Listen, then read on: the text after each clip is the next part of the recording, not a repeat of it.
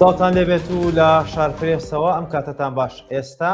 لە پەرلەمانی عێراق دانیشتنی پەرلەمان بۆ هەڵبژاردننی سەرۆکی پەرلەمان و دەستەی سەرۆکایەتی پەرلەمان بەردەوامە. هێز و لایەنە سیاسیەکانی عێراق ئەمڕۆ لە بەیانی زووەوە هەریەکە و بە جۆرێک نمایشی سیاسی و تەنانەت سەربازی خۆشیان کرد. بەشێک لە لایەنە سیاسیەکان بەجلی سەربازیەوە چوونە پەرلەمان، بەشێکیان بە ماتۆڕ چوونە بەردەم پەرلەمان، بەشێکی دیکەیان بە جلی سپی و بە کفنەوە چوون. هەریەکە و جۆرێک لە نمایشی سیاسی کرد. ئەوە لێکدانەوەی جیاوازی بۆ دەکرێت. ئێستا دانیشتن بۆ هەڵبژاردننی دەستەی سەرۆکایەتی پەرلەمان بەردەوامە. ئەگەرەکانی بەردەم هەڵبژاردننی و حکوومەتی نوێی عێراق، کابینەی نوێی عێراق لەگەڵ میوانەکەم گفتوگۆ دەکەم بەڕێز مەسعود عەبدولخالق، خاوەن ئیمتیازی دەستگای ستاندەرد. سڵاو لەبێ کاک مەسعود، ئەم کاتت باش. دەمەوێت بزانم بەم شێوەیە کە ئەمڕۆ بینیمان ئایندەی پێکێنانی حکوومەتی نوێی عێراق بەرەو کوێ دەچێت، چی لەو دۆخە دەخوێنرێتەوە؟ بەنای خی گەورە و میهرەبان، خۆی ئەو پێکهاتەی باست کرد لە بۆ پەرلەمان ڕێک گزارش لە عێراقی ئێستا و لە تاریخی عێراقی سیاسیش دەکا. هەروە بووە عێراق چەند پێکاتە و چەند پێکاتەیەکی تایفی و چەند پێکاتەیەکی عێرقی هەیە، چەند معادلەیەک لە ناو عێراق ئیش دەکا. کەسیان وەکوبرەی عێراقیان پێسەروەر نییە. هەرێکە ئیمتیدادی ئیقلیمی کۆنە سونە زیاتر نزیکە لە جامیعی عەرەبی و عومقی عەرەبی، شیعەکان عومقی ئێرانی و هندی و تا دەگاتە ئەولای کوردستانیش تا ڕاتەیەک بەو شێوەیە. بۆیە زۆر ئاساییە بەڕێی من، زۆر تەبیعی و سەرنجامێکی منطقیە کە ئەوڕۆ بەو شێواز و بەو جۆرە نمایشەی هاتن و عێراقی داهاتوش وا دەبی. بە تایبەتی ئێستا کە ئەمریکا لە ناوچەکە دەکشێتەوە، قۆناغێکی نوێ دێتە پێش، هەرکەس دەیەوێت جێپێی خۆی زۆر زۆر قایم بکات، کە قۆناغێکە زۆر وێچووی ساڵی 1932 کە عێراق لە عسبەت الئومەم وەرگیرا و بەریتانیا دەکشایەوە و ئەنی هەر کەسە دەیەوێت جێپێی خۆی قایم کە لە شەرق ئەوسەط کە هێزەک وەکوێ فراغ بدەکرێت. ئەوەی کە زۆر زۆر جێی داخە کورد ئاگەی لەو بابەتانە نییە لە ئاستی مفاوەزاتەکان بەو استراتیجیە ئیژناکە. هەتا ئێستا بە جێرەی مەسلحەتێکی زۆر زۆر قەستی حیزبی و جاروەیە عائیلی و جاروەیە کۆمپانیا کار لە بۆ داهاتووی کوردستان و ئەنی پەیوەندی لەگە عێراق وا دروست دەکات. زۆر باشە. لە دۆخێکی لەم شێوەیە کە مادام باسی کوردت کرد، دەمەوێت باسی هێز و لایەنە سیاسیەکانی کورد بکەم. پێگەی کورد لە ئایندەی ئەم حکوومەتەی کە ئێستا سەرەتای دروستکردن و پێکهێنانیەتی، پێتان وایە لە بارودۆخێکی ئاوا لێڵ و ناڕووندا بۆ ئایندەی عێراق سەنگ و پێگەی کورد بەم دۆخەی کە ئێستا لە ناو خۆی هەیەی کە ئەم ڕۆژاندی پێکهاتووی نێوان پارتی دیموکراتی کوردستان و یەکێتی نیشتیمانی کوردستان هەڵوەشێنرایەوە بەهۆی ئەو لێکتێنەگەیشتنەی کە لە نێوانیاندا هەبوو. پێتان وایە بەم شێوازەی بەم بارودۆخەی کە ئێستا کورتەیەتی و بەو دۆخە ناڕوون و نائاشکرایی کە لە عێراق چاوەڕێ دەکرێت لە ئایندەی ڕووبات، سەنگ و پێگەی کورد چی دەبێت، چۆن دەبێت؟ پێتان وایە هیچ دەستکەوتێکی نوێ بەم جۆرە بۆ کورد بەدەست بێت؟ خۆی پێی پێگەی دەسەڵاتی کوردی زۆر زۆر لاواز بوو، هەموو کەس هەست پێ دەکەوە، هەر قسەی منە پلاس خاتەوە ئامۆژگاری کرد، وەکتی ئەمریکا وەزیری خارجی سوێدی هات و ئەو پەیامێکیان بە کوردستان هەموو دنیا دەزانی هۆکارەکانیشی دیارە. ئەنی عیناتێک لەگەڵ سیاسەتی دەولی دەکرێت، بەرتەسکردنەوەی ئازادی، بەردەوامی لە تاڵان و لە گەندەڵی ئەو کۆچبەرە بە کۆمەڵ و هەڵاتن و بەجێهێشتن. ینی کۆمەڵێک کۆکاری واضح هەیە کە پێگەی هەرێمی لەسەر ئاستی جیهانی و ئیقلیمی زۆر لاواز کردووە. لەسەر ئاستی عێراقی لە دوای ریفراندۆم و گرتنەوەی ئەو ناوچانەی کەرکک زۆر لاواز بووە. لەناوە خۆ بەهێز بوو هەرێمی کوردستان زۆر جار باسن دەکردیان، باسی ویان دەکرد کە باسی حیزب بەچیان نەکردیانگەگەوە بەهێزبی کوردستانیش بێزەوی بەعکسەوە ئەو بەهێز بوو کوردستانیش هەر لاوازە. بەڵام ئێستا ئەیش بلاوازە برێت چۆن لە دوا هەڵبژاردن ئێستا حیزب بەدەسەڵاتدارەکان نزیکەی حیزبی هەرە براوە 16.6 دەنگدەری کوردستانی هینایە. پێگەکەی زۆر لاوازە. ینی بە تێکڕای حیزبەکان ناگاتە 125 ینی ئەجاگەمە باسی حیزبی دەسەڵاتکەین کەواتە پێگەی لە ناو هەرێمی کوردستان لاز بۆ پێگە لاوازەی دەستە بەغدا وە کە دەستە بەغداش زۆر بەنامەنتقیانە دەچن وەکو جەنابەت باس کرد وەفدەکانیان بۆن منە جاروێ وەفد لە بەغدایە ئاعتراف بۆ وەفدەی بەغدایە ناکرد وەفدێک لە بەغدایە دێتە ئێرە لای سەرۆکەکان دادەنیشن یان جاروەیە وەفدی هاوبەش لە بەغدایە وەکو ئەوڕۆ دەبینی سەرۆکی یەکێتی نیشتیمانی دەستە بەغدا لەو لای پارتی دیموکراتی کوردستانیش وەفدێکی تری ناردبوو ینی ئەوەت پێ بڵێم کە دوایین زانیاریەکان کە پێش چەند خولەکێک پێش ئێستا گەیشتۆتە ئێمە ئەوەیەکە ئێستا لە کاتی دەنگدان بۆ هەڵبژاردننی سەرۆکی پەرلەمانی عێراق ئەنجام پەرلەمانەکانی پارتی دیموکراتی کوردستان هاوشانی سەدرریەکان کە پێشتر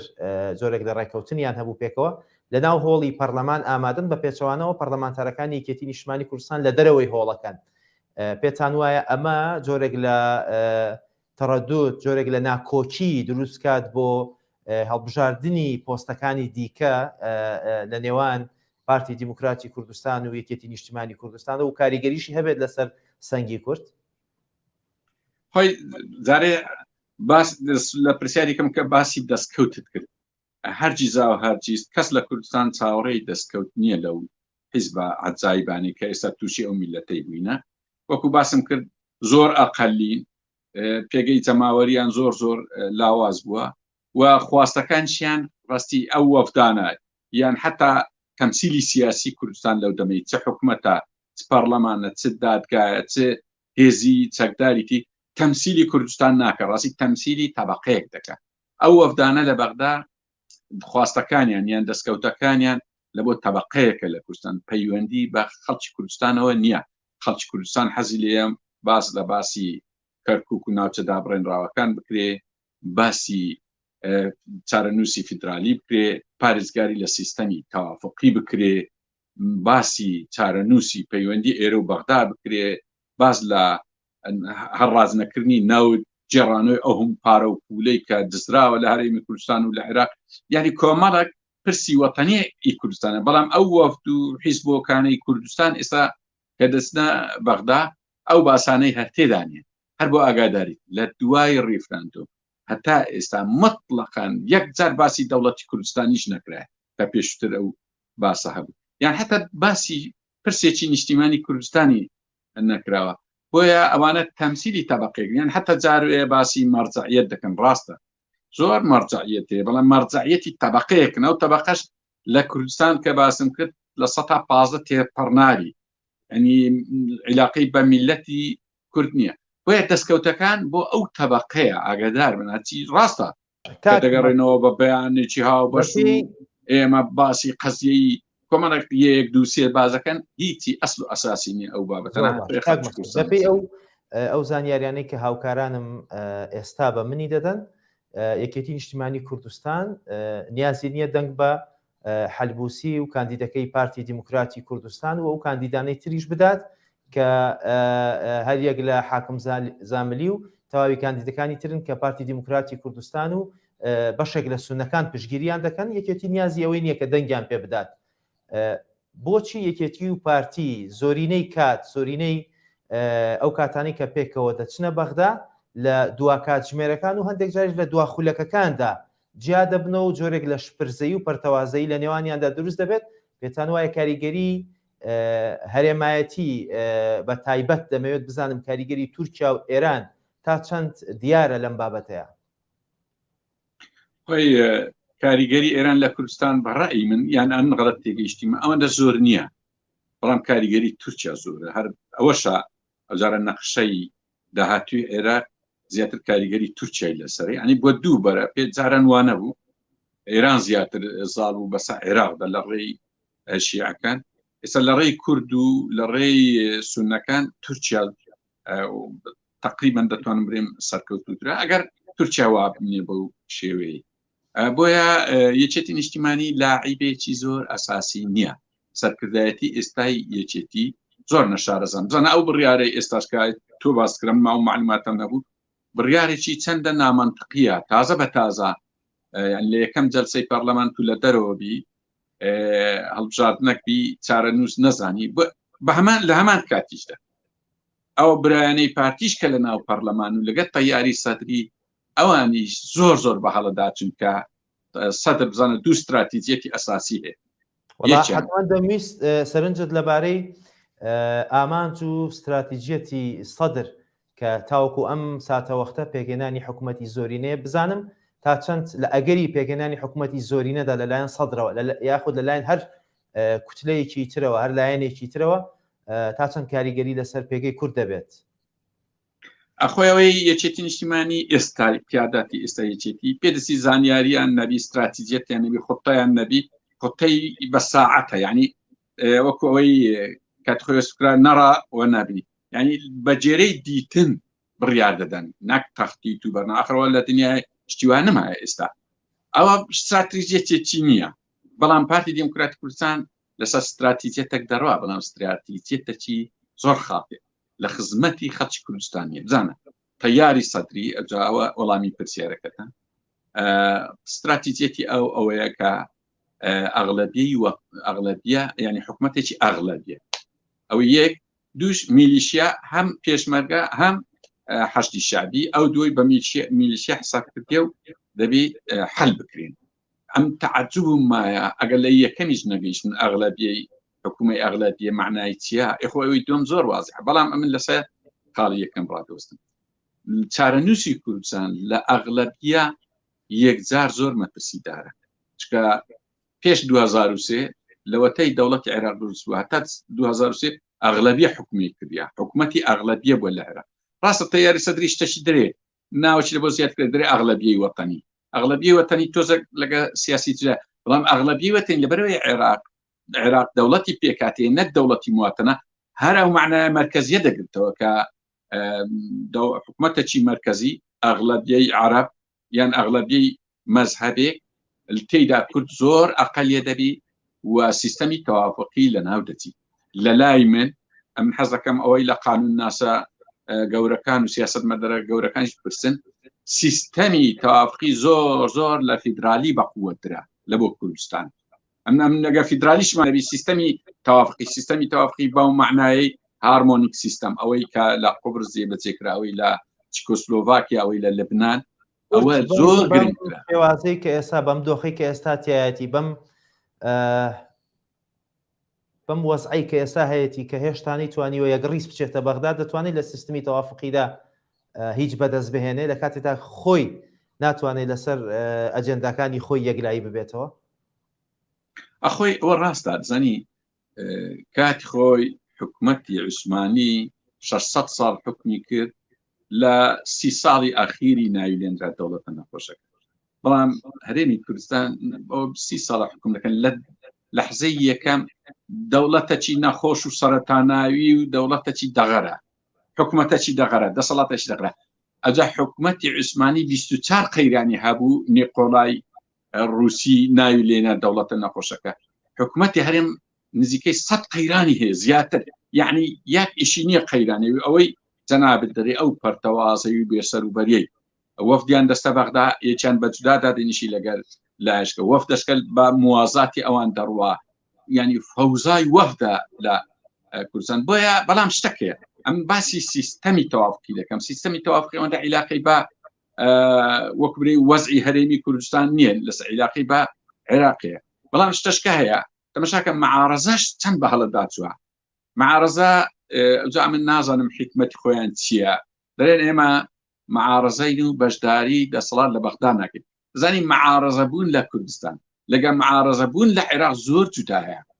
ئەتو مەعارەزەی بکەی لە عێراق بەشداری هیچ شتێکەکەی لە قازانجی دەسەڵاتی ئێرەیە بەڵام مەعارەزەی لە کوردستان بکەی لێرە لە قازانجی میلەتە ئەو حیزبانەی مەعارەزەی کوردستان دەبابی مەعارەزە بن لە کوردستان بەڵام بەشدار بن لە دەسەڵاتی عێراق ئەوە لە قازانجی میلەتی ئێمەیە بەو شێوازەی بەڵکو ئەوەی کە دەسەڵات نایکە لەوێ حیزبە مەعارەزەکان لە بەغدا لە بۆ کوردی بیکەن یعنی ئێستا تەماشاکە گرانیەکی سەر تا سەریە لە بۆ خەڵکی کوردستان لە عێراق یەکجار وهانیە یان خاڵشکە ئەمە وەفدی ئومەم متحیدە پرسیارێکی لە ئێمە کرد لەو ماوەی لەگەڵ گوتی معقولە ئێوە نەفت دەدەنە تورکیا 22 دۆلارتان لە بۆ دەمینێتەوە بەڵام ئەگەر بتان دابایە بەغدا 70 دۆلارتان لە بۆ دەماوە ئەو معادلەیە یعنی واضح دیارە يعني حزبی معارەزە دەبوابی بەو شێوەیە ئیشکە بۆیە ئێستا کوردستان تقریبان زۆر بێخاوەنە زۆر لە فەوزادایە هەرچەندە وەزعی دووەلی وەزعی ئیقلیمیش لەبارە لە بۆ هەرێمی کوردستان بەڵام سەرکردایەتی کوردی ئێستا ڕاستی عقلیەتەکەی هەر عقلیەتی نۆهەتەکانە و ئێساش بە وازحی گەڕایتەوە نۆهەتەکان لە پاکارێنانی هێزی چەکدار لە میلیشیا پەیداکردن فەوجی من لیوای فلان کەس نازانم کوشتن و بڕینی هەموو ڕۆژانە دەست بە سەداگرتنی عەرد و سامان یانێکی هەیە ئەمڕۆ ئێران ڕاستەوخۆ تەداخلی کردووە لە کۆبوونەوەکان و قسەی لەگەڵ زۆرینەی لایەنە سیاسەکانی عێراق کردو و پەیامیشی داوە بە زۆرینەیان و بە تایبەت بە پارتی و یەکێتی و لایەنە کوردیەکانی داوەکە بە هیچ جۆرێک ئێران قبوڵی ناکات بەو جۆرەی کە بەویستی ئەو نەبێت کۆبوونەوەکان بەڕێوە بچن. ئەم هەموو کاریگەریەی ئێران لەسەر عێراق و ململانەکانی لەگەڵ ئەمریکا لە ناو خاکی عێراق و لە ناو کۆی پرۆسی سیاسی لە عێراقدا پێتان وایە هۆکارێک بێ بۆ ئەوەی کە کورد هێشتا نەیتوانیوە خۆی ڕێک بخاتەوە یاخود کێشەکە پەیوەندی بەناو خۆی کوردەوە هەیە. ئەمن ئەو معلوماتم نییە بەڵام دەزانم لە ململانەیەکەی ئێستا ئێران تاڕادەیەک سەرکەوتوو لە ناو عێراق هەرچەندە پێگەی ئێرانیش لە ناو عێراق لەسەر ئاستی کۆمەڵایەتی لاواز بووە بەڵام لە ڕووی سیاسی و پێی دەگوترێ هەوازنی عەسکەری ئێران سەرکەوتووتر بوو ئەو ئەمریکا دەکشێتەوە ئەو هەنگاوی ترامپکە لە عێراق کردیان لە شەرق ئەوسەد کردی ئەمریکا ڕەنگە 15 ساڵی دەوێت هەتا ڕاستێک ئەو مۆزوعی معقەد و دوور و درێژە بەڵام ئێران ئەمن نازان بەو دەرەجەی پێویستی بە حیزبەکانی کوردستان هەبی و بەو دەرەجە زاڵ بن لەسەر ئەوەندێ معلوماتم هەبی تورکیا زیاتر زاڵە تورکیا بە ئیتیجاهی وا دەیان بە ڕەنگە ئێران تەمان ئێرانیش ئەجندەی خۆی هەیە بەڵام بە وردی معلوماتەکەم ئەوەی نییە کە ئەوڕۆ و زەختەی لە حیزبەکانی کوردستان کردووی. زۆر باشە دەمەوێت باری سەرنجت لەبارەی داهاتووی سێسەرۆکایەتیەکەی عێراقەوە بزانم. ئێستا سەرنجەکان زۆرترینیان لەسەر هەڵبژاردننی سێسەرۆکایەتەکان پەرلەمان و ئەنجومەنی وەزیران و سەرۆکایەتی کۆمار پێتان وایە هەمان دۆخی خولی پێش و دووبارە دەبێتەوە کە ئەوە یەکێک دەبێت لە یەکێکە لە پێشبینی بەشێک لە چاودێرانی سیاسی یاخود گۆڕانکاری ڕوودەدات لەم سێسەرۆکایەتیە. ئەوەی ئەم بزانم هەر دۆخەکە ینی ئەوەی کە پێی دەوتێت تەواوی ئەوە دیارە کە سەرۆکی پەرلەمان لە سونەی دەوی سەرۆک وەزیران لە شیعی دەوی سەرۆک کۆمار لە کورد دەوی لە بینی مەشهدانی و حەلبوسی ئەوە تقریبا وەکو جاری پێشوو دەبی شتێکی وا گۆڕانکاری نابی ئەگە هەر لایە چەند دەرچن بەڵام لە سەرۆک وەزیران زۆر گرنگە ئایا چێ دەردەچی سەرۆک وەزیران زۆر گرنگە کە هەرێمی کوردستان ئاگای لێبی وە جاریوە بوو استراتیجێتەک هەبوو بەڵام دیارە شکستینە بە تایبەتی برادرانی پارتی پیانوە بوو ڕئیس جەمهور لە بۆ کورد باش نییە سەرۆکی پەرلەمان باشە دەزانیت چۆنە لەو قۆناغە سەختەی ئێستای کە هەرێمی کوردستان تێکەوتووە سەرۆک کۆمار کوردبی باشە چونکە ئەگە هەر هیچی پێ نەکرێ ڕێ لەو وفاقە ئیقلیمیانە دەگری کە دەبووە موعامەرە لەسا کوردستان ئەجا حەزەکە سەرۆک کۆمارێکی زۆر بێدەسەڵەتی بەڵام ئەگە سەرۆک کۆمارێکی بەدەسەڵات بیانی ئێستا باشترە ینی تەمان ئەمە سەردەمی مام جەلال زۆر زۆر گرنگ بوو ڕەنگە لە پاشەوی کەمەک زایی بوو سەردەمی دکتۆر بەرهەم ئێستا باشتر بووە ڕێی لە زۆر شتگرتیە بەڵام ئەوەی خەڵک دەیەوێ بەو دەسەڵاتی سەرۆک کۆمار ڕەنگە شتی گەورەی تەنفیزی لە ناو عێراق پێ نەکری ئەوەی پێی دەکرێت زیاتر ڕێگریبی لە وفاقە ئیقلیمیەکان موعامەرە ئیقلیمیەکان بۆیە تورکیا لە ڕێی حیزبە کوردیەکان زۆر حەولی ئەوەیدا سەرۆک کۆمارێک بێ زەعیف بێ سەرۆک کۆمارێک بی نەتوانی ڕێ لە وفاقە بکری سەرۆک کۆمارێک بی لە بۆ حیزبە کوردستانیەکانیش تا ڕادێک بەشێک بی لە خزمەتی ئەو تەبەقەیە کە پێشووتر باسم کرد ئەم حەزەکەم خاڵک معلوماتێکتان لەبوو باس ئێستا لەبەر چی حیزبی کوردستانی هەیە زۆر دژی بەرکاک بەرهەم ساڵحە خۆی ئەو پرۆژەی دوایی کە ئەمریکا و ڕیاسی جەمهور لەبارەی هێنانەوەی ئەو ماڵ و سامانەی لە دەرەوەی وڵات سەرەتا بەس لە بۆ عێراق بوو ڕیاسی جەمهوری عێراق حەولیدا کوردستانیش بکەیتە ناوێ کە ئەو بەرپرسانەی ماڵ و سامانێکی زۆریان لە دەرەوە هەیە ئەوەش بگەڕێتەوە ئەوە سەرکەوتوو بوو زۆر باش بوو ئەوە و لە داهاتوو ئەگعینی ڕئیس جەمهوری ئێستا ببینێ و ئەو علاقاتەی کە دانرا و پرۆژەکە بێتەواری جێبەجێکردن طبعا مار و سامانێکی یەکجار زۆر لە دەرەوە دێتەوە. ئی کوردستان ڕەنگە بگاتە نزیک 150 میلیارد دلار بێتەوە کوردستان. یعنی کوردستان زۆر خۆش دەبی دەبتە بەهەش، عێراقیش خۆش دەبی. ئەوە وای کردیا هەندێک لە سەرکردە کوردەکان زۆر دژی ڕئیس جەمهوری ئێستا ڕاوەستن و طبعا بەو نارێ ئەمن لەسە هەندەیە قسەی تر دەکا بە شێوی تر. بۆیە ململانەیەکە بوویتە ململانەیەکی زۆر مەسیری بەڕێی من. ڕەنگە سێ کاندیدی کوردستان بستە ڕیاسەی جەمهوری. هەموو ئەو ئەگەرانە هەیە ڕاستی و ئەگەری تریش هەیە لە پێش، بەڵام هەمووی باباز نەکەی لێرە. زۆر باشە. هێز و لایەنە سیاسەکانی دیکە کە لە دەرەوەی پارتیوێکێتین لە عێراق لە دیارترینیان یەکگرتووی ئیسلامی کوردستان و هاوکات جوڵانەوەی نەوەی نوێن، ئەوان تا چەند دەتوانن لە دەرەوەی حکوومەت یاخود لە ئۆپۆسیۆن یاخود لە ناو حکوومەت تا چەند دەتوانن حیزب و هێز و لایەنێکی کاریگەر بن بۆ بەرژەوەندیەکانی خەڵک لە هەرێمی کوردستان. بەتاکید ئەوانە جودانە، ینی ئەوانە بەشەگنی نەو تەبەقە خراپەی کە بازەکەین، بەڵام بەو شێوازەی کە لەسەری دەڕان با دڵنیا بن هەموو معارەزەی کوردستان ئەوی ناوتیان و باقیکەی تر هیچ ئیشەکیان پێ ناکری بەشی. بە تایبەتی ئەگە ئەو نەهجەی ئێستا گرتیانە بەر کە دەرێن ئەمە لە عێراق دەبینە معارەزە هیچ ئیشەکیان پێ ناکرێت. با ئەگە دەیانەوێت ئیشیان پێ بکرێ بە خێرایی بەرەیەک پێک بین لە کوردستان، هەمان ئەو بەرەیە لەگا ئەوانەی کە لە عێراق دەزان لە مەسلحەتی کوردستان و لە مەسلحەتی عێراق بەرەیەک لەگەر ئەوانیش پێک بینن، کەواتە ئەو کاتی ئیشی زۆر گەوریان پێ دەکرێت. بەڵام ئێستا بە وەزعی ئێستایان هەرچی دەرێن پاشی سارشکە لێرەدا دەنیشینەوە، دەینین قەلەم و دەفتەرین دەبینین هیچ ئیشەکیان پێ نەکرێت. با بڕێک باشیش ڕەنگە ویستیان وابی کە باشە بکەن، بەڵام هیچیان پێ نەکرێت. زۆر باشە. دەمەوێت وەک پێشبینی جەنابەت بزانم بۆ ئایندەی نزیکی عێراق بەم بارودۆخەی کە ئێستا لەگەڵ بەڕێزت گفتوگۆمان لەسەری کرد، بەم دۆخە شێواوەی کە ئێستا عێراقی تێدایە بە تەواوی پێک هاتە و هێز و لایەنە سیاسی جیاوازەکانەوە، حکوومەتی ئایندەی عێراق، حکوومەتی نوێی عێراق دەتوانێت حکوومەتێکی بەهێز بێت لانی کەم بەڕووی دەوڵەتانی دراوسێدا؟ ئەو پرسیارە ڕەنگە تازەکی مابوو، چەند ڕۆژەکی مابوو، زۆر لامان ڕوون دەبوو. ئێستا زۆر احتیمالات دەبی باس بکەین، ئەو کاتی احتیمالات کەم دەبوو، بەڵام هەر گرنگە ئەوەی تێی بگەم ئێستا ململانەیەکە زۆر کەوتە سێ، ینی کاتێک ئەمریکا دەکشێتەوە جامیعەی عەرەبیان ئەوەی پێ دەگوترێ عالەمی عەرەبی، ئێران، تورکیا، زیاتر ئەو سێیە. کورد زۆر لاوازە لە معادلەکە، تقریبا کەوتۆتە پاش، کەوتۆتە خەلف الأحداث و ڕەنگە جۆرە نیزامێک بێتن کە ئەوەی کە بەتایبەتی ئەوی تەیاری سەدری دەرێ چینەشکەش دەسەڵاتی کوردی سعید چکە تورکیا زۆر ئەوەی دەوێ ڕاستی ئەو ئەغلبیە هەم عەرەبەکان متفقن هەم تورکیا و ڕەنگە ئێرانیش پێی ناخۆش نەبی لەو ناحیە، بەڵام زۆر علاقی بە استراتیجیەتی وی نیە، استراتیجی نەوەشکەیە، بەڵام ئەوەشی ڕەنگە پێ ناخۆش نەبی. بۆیە کە کورد بەخۆشی ئیستیجابەتی وەکوبری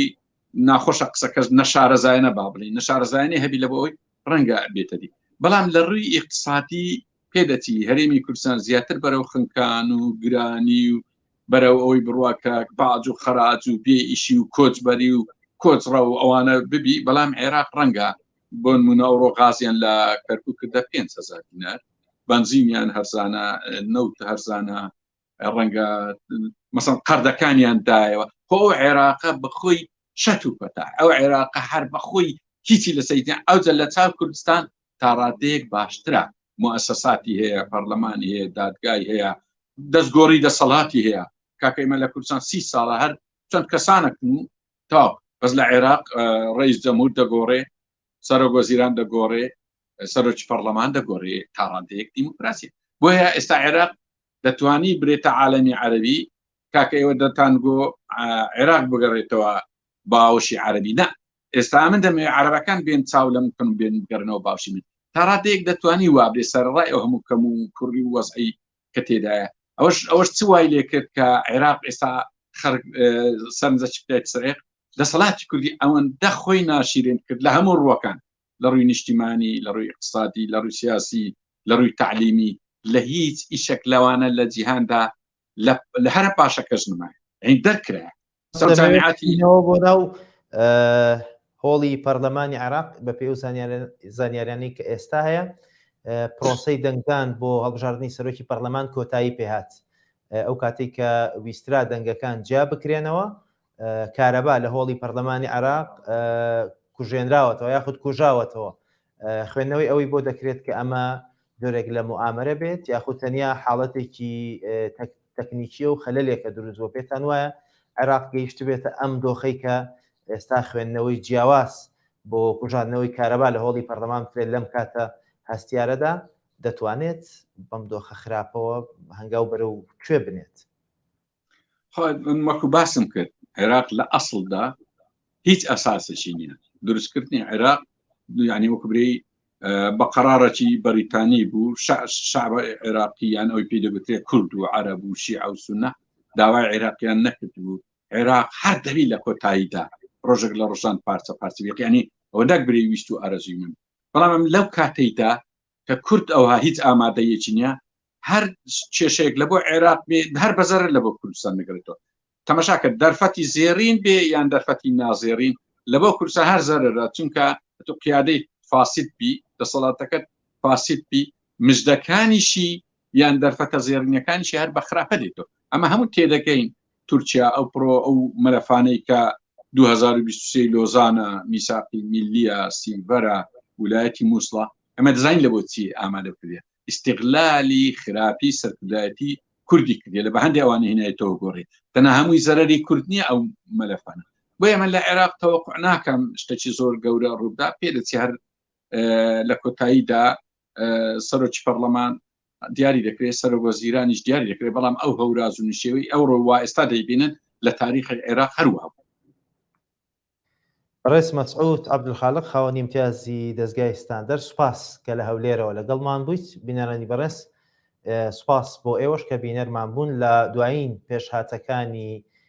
ناو پەرلەمانی عێراق و تەواوی پرۆسەی سیاسی لە عێراق بەردەوام چاوتان لەسەر شارپرێز بێت لە دوایین زانیاریەکان بە خێرایی ئاگادار دەبنەوە لە ڕێگەی شارپرێسەوە کاتێکی خۆش خواتان لەگەڵ بێت